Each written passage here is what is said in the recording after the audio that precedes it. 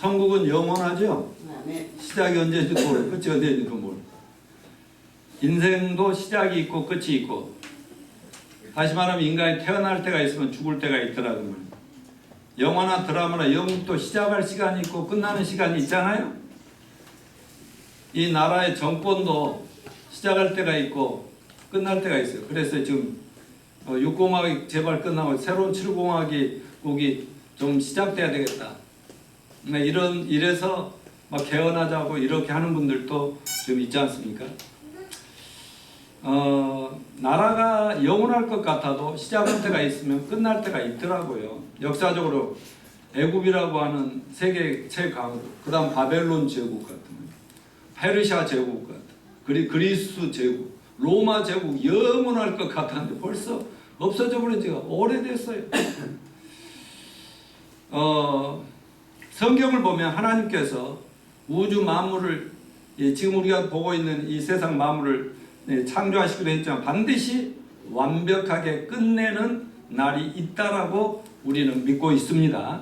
또한 인류 역사도 인간의 역사를 말합니다.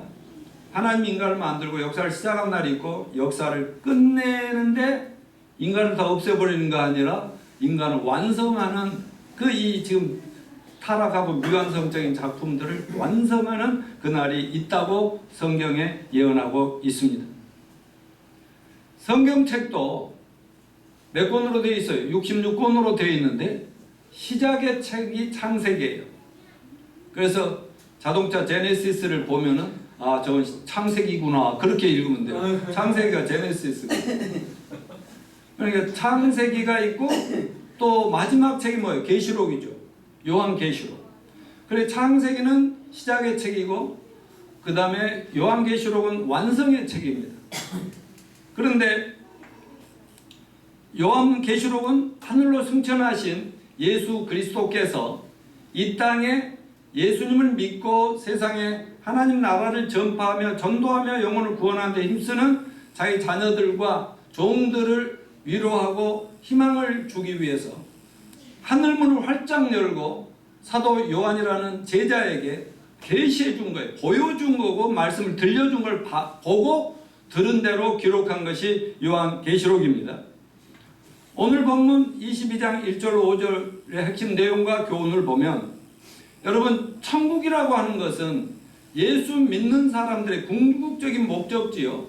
또 신앙의 목표가 바로 본향 새 예루살렘 성 천국이라고 하는 것입니다. 지난번에 벌써 두 번에 대해서 새 예루살렘 성이 두 번 다루고 오늘 세 번째잖아요. 지난 두 번에 걸쳐서 우리가 궁극적으로 예수를 이 땅에서 믿고 하나님 뜻대로 살다가 이 땅을 떠나서 가야 할 그 천국, 저 새 예루살렘 성은 어떤 곳이냐? 하나님이 최종적으로 이 모든 것을 완성하신 다음에 우리에게 유산으로 물려줄 그 나라는 어떤 나라냐? 하나님의 영광이 충만한 나라고 이 세상에서 우리가 경험했던 그 어떤 아름다움보다도 더 가장 아름다움이 계속되고 이 세상 삶이 뭔가 차원은 굉장히 높아진 차원에서 계속되는 나라. 그러나 세상의 모든 죄악은 결코 용납되지 않는 나라라는 것을 말씀드렸습니다. 요즘 우리나라가 우리 장로님도 그냥 오죽 답답했으면 그렇게 간절하게 기도를 했을까요? 우리나라가 전대미문에 역사상 제가 태어나서 이런 날을 본 적이 없어요. 그런데 최순실 국정농단 사건으로 난리입니다. 난리. 근데 이 문제의 바탕에 뒤에는 영적인 게 있다는 거예요. 그냥 이렇게 정권 탈환하고 이게 아니라 뒤에는 사악한 영적인 문제가 뒤에 조종을 하고 있다는 데 문제가 있어요. 우리 전 기독교의 목사로서 이 사이비 이단의 종교의 어떤 이름으로 그 한 나라의 국정을 책임지는 최고 지도자의 영혼과 모든 것을 이렇게 장악해가지고, 그러니까 영적으로 눈에 뭐가 씌면 보이는 게 없는 거예요. 그러니까 비서들도 안 보이고 장관들도 안 보이고 총리도 안 보이고 당대표도 안 보이고 이런 거 아니겠어요? 그러니까 그냥 항상 소통도 안 하고 대화도 안 되고 우리 마음이 얼마나 답답해요. 근데 누군가하고 계속 통했는데 자기는 그래도 하늘의 지혜를 가진 사람하고 통했다고 생각하고 했으니 나중에 알고 보니까 이게 얼마나 경악하고 놀랄 일입니까? 그래서 우리나라가 전부 어떤 사악한 영에 사로잡혀 버리는 이런 상황이 되는데 정신을 바짝 차리는 사건이 이번에 터져버린 거 아니겠습니까? 여러분, 온 국민이 분노하고 들끓고 있는데 그 결과로 저나 여러분 우리 모든 국민들이 전무후무한 이런 그 어려움에 처하면서 분노를 넘어서서 이럴 수가 있을까 하면서 절망하고 좌절하고 이렇게 어려운 상황에 처해 버렸습니다. 이러할 때 우리 믿는 사람들이나 세상 사람들이 외칠 수 있는 말은 우리가 믿고 의지하고 소망하고 희망하는 것이 세상 부귀영화에 있어서는 안 된다는 교훈을 여기서 배울 수 있기를 바랍니다. 죄 많은 이 세상은 누 집이에요? 내 집 아니다 말이야. 저 하늘나라 없으면 정말 우리는 얼마나 답답할까. 또 이 문제가 아름답게 잘 해결돼야 될 텐데 또 뒤에서 꼼수로 하면은 또 그걸 보면서 또 얼마나 희생하고 얼마나 답답할까. 그러니까 천국 없으면 정말 세상 불쌍한 거예요. 언젠가는 누구나 이 부조리한 세상에 좌절하고 절망하면서 어떻게 인생을 잘 살아갈까 고뇌하지만 결국 예수님께로 성경으로 돌아오기까지는 절대로 인생의 문제 해답을 찾지 못하고 살다 죽게 되는 것입니다. 여러분, 우리가 믿고 있는 예수님이 참된 소망입니다. 예수님이 주신 하나님 말씀 성경이 진실로 인간이 믿어야 될 믿음의 대상이요 소망인 것을 믿어야 됩니다. 믿음 없는 사람들 또는 교회를 다녀도 구원의 확신을 얻지 못한 사람들은 요한계시록을 펼 때마다 펴다가 덮어버려요. 왜? 너무나 무서운 책이고 어렵다고. 그렇지만 여러분, 요한계시록은 믿는 자들에게 있어서는 참으로 소망을 주는 놀라운 그런 축복의 책이 아닐 수가 없습니다. 그리고 이 절망적인 세상 속에서 구원받은 하나님의 자녀들이 어떻게 살아야 될 것인가 하는 그 사회적인 책임을 갖도록 만들어주는 책이 바로 요한계시록입니다. 요한계시록 6장부터 19장까지 보면 하나님께서 어느 날 교회가 완성되고 성령이 떠나가고 교회가 떠나버리면 그냥 오순절 때 성령이 오셨었잖아요. 2000년 전에. 그래가지고 교회가 계속 지금까지 전 세계적으로 성령이 이끌림 받아 확산되고 있잖아요. 근데 성령님이 다시 하늘로 우리를 끌고 올라가 버리면 이 세상은 악의 소굴이 되는 거예요. 사악한 세상이 돼요. 어둠의 세상이 돼요. 하나님은 7년 대환란이라고 하는 마태복음 24장 예수님이 예언했던 대환란이 이 땅에 닥친다고 되어 있지 않습니까? 그렇다면 구원받은 우리가 이 죽어가는 이 세상의 이웃들 이런 사람들에 대해서 그냥 우리는 천국 가니까 뭐 쟤들은 죽어야 돼, 저것들은 망해야 돼 이러면서 사는 것은 그렇지 않냐? 아니죠. 그런 면에서 사회적인 책임을 느끼라고 주신 책이 요한계시록인 줄 믿습니다. 그래서 그동안 요한계시록 21장 새하늘과 새 땅, 새 예루살렘에 대해서 공부함으로써 우리 믿는 자들의 최종 목적지, 신앙의 최종 목표가 이 땅에 있는 것이 아니라 저 영원한 천국에 있다는 소망을 우리는 얻게 되었습니다. 그런데 오늘 마지막 요한계시록, 성경의 맨 마지막 장이요. 또 요한계시록의 마지막 22장 1절로부터 5절까지로 돌아와서 다시 우리 신앙의 최종 목적지인 저 죽은 후 이후에 저 하늘나라 영원한 새하늘과 새 땅 새 예루살렘 성에 대해서 그 특징들 몇 가지를 또 오늘 성경을 바탕으로 해서 여러분과 나누고자 합니다. 자, 그러면 새 예루살렘 성 영원한 천국 우리 집은 어떤 곳인가? 하나님 나라는 어떤 곳인가? 첫째, 다 같이요. 생명수의 강이 넘치는 나라다. 1절 시작. 또 그가 수정같이 맑은 생명수의 강을 내게 보이니 하나님과 및 어린 양의 보좌로부터 나와서. 여러분, 바닷가에 가면 좋아요? 좋아요? 좋아요. 아니, 강가에 가면 좋아요? 좋아요? 좋아요. 엄청 좋아요. 내가 전에 몇 번 공개했는데 이거 나중에 부부생활 하다가 남편들에게 주는 꿀팁입니다. 꿀팁. 혹시 부부의 갈등 생기잖아. 그래서 잘 안 풀리잖아. 그럼 차에 딱 태워가지고 아니면 택시 불러서라도 어디로 가? 한강가로 가라고. 강가로 가라고. 강가로. 강규열 형제, 저기 공규열 형제, 강규열 집사가 있어가지고 공규열 형제는 결혼하면 딱 그 바닷가 강가로 데려가서 그러면 그냥 풀려버려. 보여주면서 풀리는 거야. 내가 다 써먹었던 수법이니까 잘해. 아무튼 생명수 강이 천국에 우선 강이 있다니까 너무 좋습니다. 근데 지저분하고 더러운 거 아니라 생수강이에요. 생수. 아주 막 요즘 물이 어떤 게 더 좋은 물인가 하고 막 그 생수 막 그런 게 막 얘기하는데요. 여기 생명수 강이에요. 이 물만 먹으면 비실비실하도 힘이 벌떡 나고 말이지. 이 물 한 잔이 그렇게 사람을 살리는 생수의 강이 있대. 강이. 얼마나 깨끗한. 근데 성경에 거기에 물고기 있냐면 이런 말은 없더라고. 그러니까 없는 것은 말하지 말기로. 그죠? 그런데 이 강이 어디서부터 근원지가 출발지가 어디냐 봤더니 예루살렘 섬 안에 하나님 보좌가 있잖아요. 왕이 앉는 자리가 있고 그 옆에 예수님이 하나님 아들 예수가 앉아있는 자리가 있죠. 그 보좌로부터 동서남북으로 사방도로 강줄기가 막 흘러가더래요. 여기서 시작되는 거예요. 그러니까 이건 뭘 얘기합니까? 하나님 아버지와 예수 그리스도 그리고 성령 하나님이 바로 생수의 근원이다. 생명의 근원이다. 아멘입니까? 예. 이게 길 가운데로 흐르더라. 그러니까 천국은 하나님 나라 천국이 이렇게 있는 그 안에 예루살렘 성이 있다고 이미 말씀드렸잖아요. 그런데 이 성 안에 중심에 높은 보좌에 하나님인데 여기서 쫙 흘러서 동서남북으로 흘러는데 사람들이 성 밖에도 살고 성 안에도 살잖아요. 그래가지고 그 강이 쫙 흘러가는데 여러분 강 옆에 있는 그 길은 무엇으로 만들었다고 그랬지? 정금, 순금. 모든 게 휘황찬란한 보석으로 된 집인데 이 세상 보석하고 게임이 안 되는 너무 황홀한 집인데 그 가운데로 물이 싹 보석만 있어도 좀 재미없을 것 같아. 그지?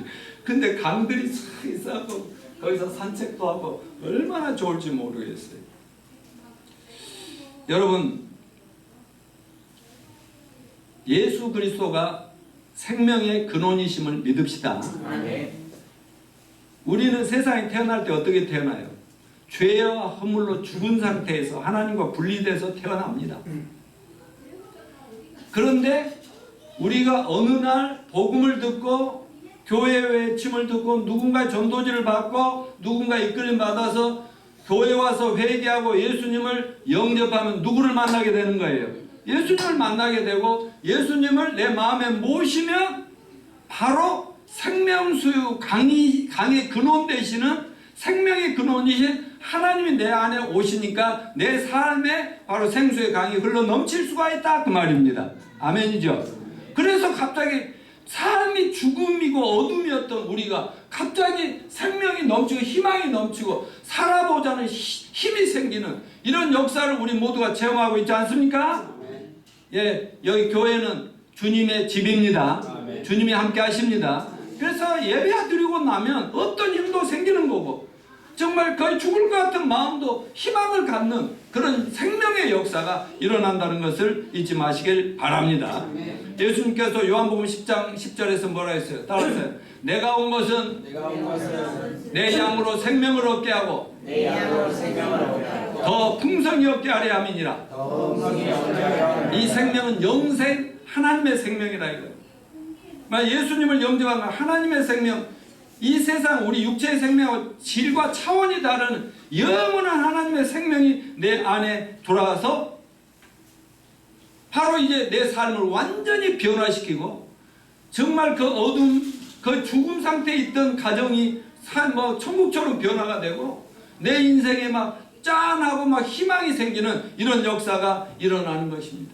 그래서 이렇게 예수를 믿으면 영생을 얻고 영생을 맛보는 조건에 더 풍성해지도록 그래서 예수님을 평생 믿으면 믿을수록 갈수록 더 감사가 찬양이 넘치게 되는 것입니다. 저는 어제도 성경 공부하면서 얘기를 했지만 가만히 생각하면 생각할수록 예수님을 안 만났더라면 내 인생 지금 어떻게 됐을까? 예수님 만난 이후로 뭐 여러 가지 어려움도 있고 부족함도 있어서 많이 있었지만 결국에 보니까 정말 이렇게 뭐 이런 세상도 있구나 하는 것을 느끼는 것이 바로 생수의 근원 대신 예수님 내 안에 오셨기 때문이라는 것을 저는 믿습니다. 그래서 지금 그러면 생수의 근원은 뭐냐? 성령님이라고 믿는데 예수 믿는 사람 마음속에는 성령이 와 계심을 믿읍시다. 자, 요한복음 7장 37절 39절 같이 읽어봅시다. 시작. 명절 끝날 곧 큰 날이 예수께서 서서 외쳐 이르시되 누구든지 목마르거든 내게로 와서 마시라. 나를 믿는 자는 성경의 이름과 같이 그 배에서 생수의 강이 흘러나오리라 하시니 이는 그를 믿는 자들이 받을 성령을 가리켜 말씀하신 것이라. 예수께서 아직 영광을 받지 않으셨으므로 성령이 아직 그들에게 계시지 아니하시더라. 예수님이 십자가에 죽으시고 장사에 부활해서 하늘로 승천하신 다음에 그때 영광 받으신 거죠. 그때까지는 예수님이 직접 하나님이신 제자들을 만나고 사람 만났지만 성령은 안 계셨던 거예요. 근데 예수님이 하늘로 가시고 나니까 오순절 때 성령을 보냈잖아요. 예수님 하늘로 가신 며칠 만에 보낸 거 아신 분? 며칠 만에 보냈을까? 10일 만에. 죽었다가 살아난 게 3일 만이고. 오케이? 한 번만 말해주면 저 자면 절대 안 잊어버려. 집에 가서 이제 외워. 예수님이 부활하시고 40일 동안 제자 보여주시고 자 갔다가 다시 올 테니까 열심히 전도하고 있어? 그리고 15,000여 사람 본데 올라가신 뒤에 열흘 만에 약속한 성령을 보내심으로 그때부터 어떻게 됐어요? 연약해 빠졌던 예수님의 제자들, 예수님 뭐 붙잡고 예수님 활용해서 막 그 정권을 잡아보려 했던 예수 제자들, 그래서 부모 친척 모든 걸 버리고 예수님을 쫓았던 제자들, 예수님 십자가 돌아가시니까 전부 아이고 아니었나 봐 하면서 이렇게 도망가 버리고 말았죠. 배신하고 이랬지만 성령이 오시니까 어떻게 됐어요? 모두가 완전히 새 사람들이 됐고 세상이 자기를 위협하는 그 위협이 세상이 전혀 두려움이 아니라 세상을 변화시키는 데 앞장서 가지고 복음을 전하고 예수를 전해서 당당하게 하나님 나라를 확장 건설해 나가는 위대한 사역자들이 되었던 것을 우리는 기억합니다. 완전히 죽음의 그 그림자가 다 물러나고 하늘의 광명한 빛, 생명의 빛이 와서 그냥 세상을 어둠을 밝히면서 세상을 사람들에게 희망을 주고 구원의 열매를 맺어내는 위대한 역사가 성령의 역사였다는 것을 잊지 마시기를 바랍니다. 그러면 어떻게 이 땅에서 생명수가 넘치는 삶을 누릴 수가 있을까요? 여러분 예수 믿으면서도 힘들 때 있지요? 헐떡거릴 때 있지 않습니까? 천국은 목마름이 전혀 없는 생수의 강이 흘러 넘친다고 했어요. 근데 우리가 성령님을 모시는 것은 인생의 목마름을 완전하게 해결할 수 있다는 의미가 되는 것입니다. 예수님 뭐라고 했어요? 하나님 나라가 천국이 너희 안에 있느니라. 우리 개인 안에도 천국이 있을 수 있고 우리 모두의 안에도 하나님 나라가 있을 수가 있는 것입니다. 예수님을 영접한 사람들의 마음에는 하나님이 보좌가 있고 예수님이 중심에 와 계시는 것이에요. 성령님으로 와 계시는 거예요. 그래서 이 속에서 나를 적시며 흘러나가니까 내 인생의 목마름이 있을 수가 없는 거 아니겠어요? 인생의 갈증이 있을 수가 없어요. 근데 여러분 성령님은 지정의를 가지신 인격적인 존재라는 사실을 알아야 됩니다. 그렇기 때문에 성령을 모셨으면 성령님을 모셔놓고 그냥 집에다 예를 들어 귀한 왕 같은 성령님을 모셔놓고 저 뒷방에다 해놓고 지멋대로 자기가 마음대로 살아가면 무슨 그런 은혜가 되겠어요? 예수님을 성령님을 통해 성령님으로 모셨으면 어때? 성령님과 날마다 교제하는 그런 삶이 되시기를 바랍니다. 그래서 아침에 눈 뜨면 이제 오늘부터라도 내일부터라도 꼭 그렇게 합시다. 다 같이 Good morning Holy Spirit.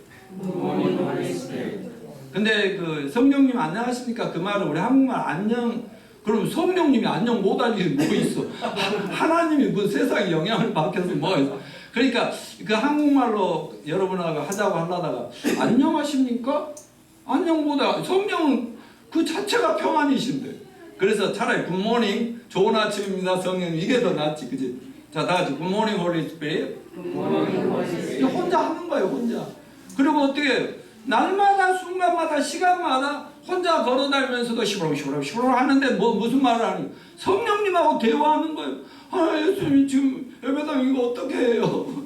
이 양말 또 올려달래요. 그렇지 않은데 지금 이거 간판 하나도 제대로 못 끄고, 저기 뭐 플래카드 하나도 못 붙이고 말이지. 이건 뭐 사역도 아니고 이건 뭐 안 되겠습니다.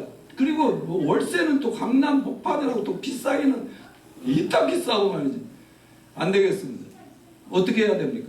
이걸 여러분들과 상의하고 사람들과 상의하지만 먼저 누구에게 상의해야 된다고? 성령님. 그럴 때 여러분은 뭐라고 해야 돼요? 하나님, 우리 목사님에게 지혜를 주시옵소서. 성령님이 그와 함께 계신 줄 아오니 말씀 좀 잘해서 꼭 좋은 데로 가게 해주세요. 그리고 우리 경제적인 부담 없이 그냥 마르고 닳도록 주님 오실 때까지 쓸 수 있는 것을 인도해 주세요. 이렇게 여러분이 기도해야 되지 않겠어요?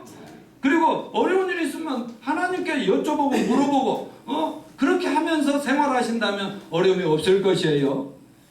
우리 옛날 김대중 전 대통령님 그 자서전 같은 데 읽어보면요, 대통령 하기 전이나 할 때나 언제나 새벽 4시쯤 일어나면 화장실 양치질하고 뭐 하면서부터 하나님, 오늘 또 어떤 일이 일어날지 모르겠는데 도와주세요 하고 얘기하고 시작한다잖아요.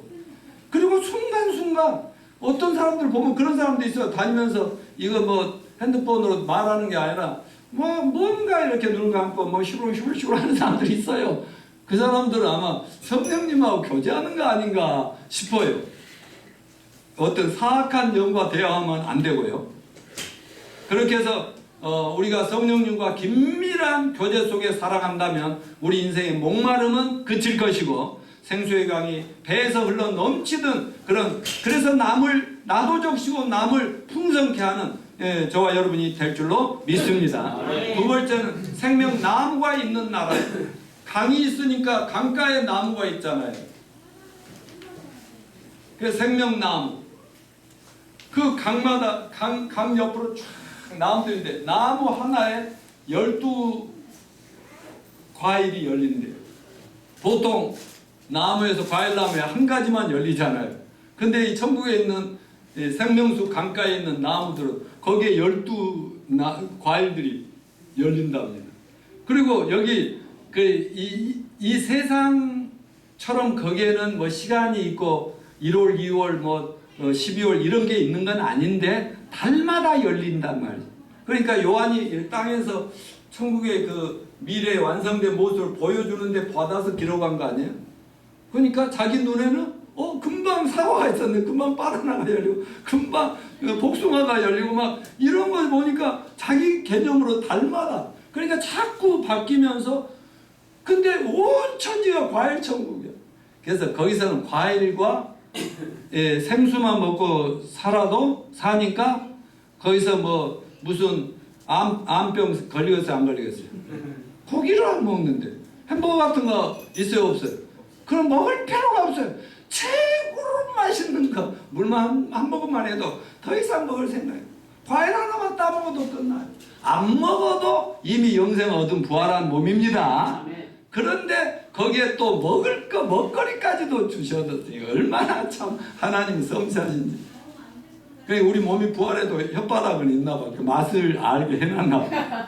먹으면서.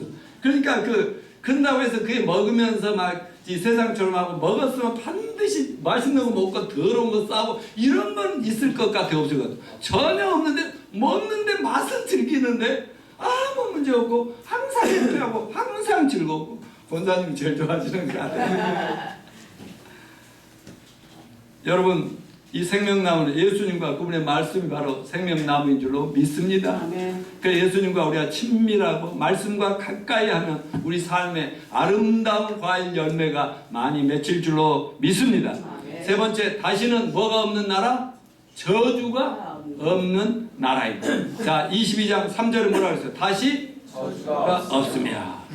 새 예루살렘 성 영원한 우리 천국 집에는 더 이상 저주가 없는 집이요 그런 나라입니다. 창세기에 보면 아담과 하와가 하나님이 하지 말라는 것을 마귀의 꾀에 빠졌어. 그러니까 마치 박근혜 씨가 어려움을 겪고 있을 때 엄마를 잃고 그 어려움이 있을 때 최태민이가 접근해서